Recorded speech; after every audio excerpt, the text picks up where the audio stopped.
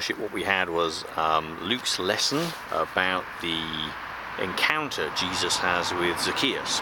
And before that, there's the story, of course, of how Jesus meets with a blind beggar and he restores that man's sight. In both the stories of the blind beggar and Zacchaeus, there is a sense of people on the outside who are aware of God's great presence with them, and they light up. They can't do anything but draw themselves near to God. They want to be with him. It's the absolute thing they need to do. Great urgency, great excitement. And of course the responses of the crowd are very different.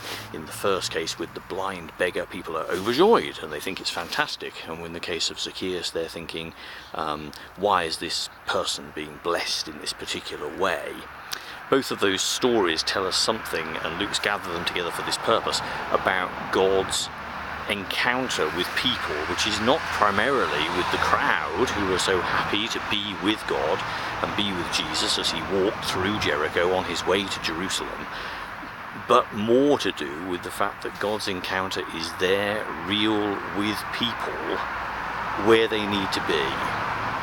And that's the message at the very end of the reading. If you take the last verse, Jesus says the Son of Man came to seek and to save the lost. And that's actually the nub of it, isn't it? That God comes looking for all those who need his love and his care and his peace and his strength. And that's a message that's very, very real for today, of course, because that's true for each one of us, isn't it? That we need on the outside to know God's peace and joy and love in our hearts. And as Christians, the calling is always, therefore, to be seeking the lost. It's great to stay within our churches and have the fellowship and the joy and the love that is there. But really, as individual Christians, we are each called to be people who seek the lost, who go to the fringes of our own particular world, wherever God has placed us, and we look for where there is need and where there is opportunity to love and to serve.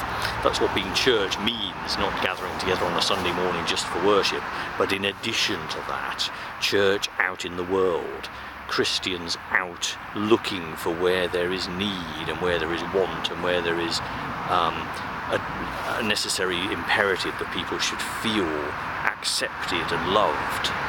This is something the world is not over-rich with, that all people everywhere really understand that they are loved by God, accepted by God, and can be set free through an encounter with God. And that's the work for all of us who call ourselves Christians, to have our hearts so filled with love. There is an imperative always, of course, to show that to other people. And this is our calling. And here in this busy place, that's what we're called to do in the week that lies ahead, and in every single day, to make God real to all those we come across.